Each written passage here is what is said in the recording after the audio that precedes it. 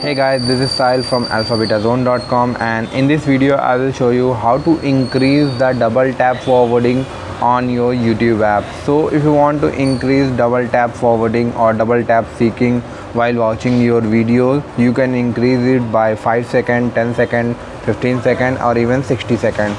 So let me show you what is double tap seeking and how can you increase it.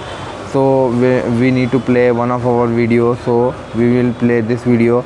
And now when we click on double tap screen, now you can see 10 seconds will be forwarded on this video. So if you want to increase or decrease this time, you can do it by using this setting.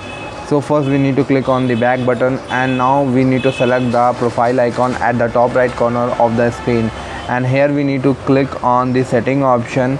Under setting option you need to select the journal option.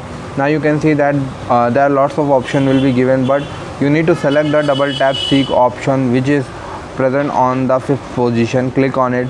Now you can customize your double tap seeking time. If you select this 20, 30, 60, it will increase that time, and when you try to double tap, it will increase that amount of time on your forwarding. So I hope you will able to increase the double tap seeking time on your YouTube video. And if you like this video, please subscribe to our channel and visit our website alphabetazone.com.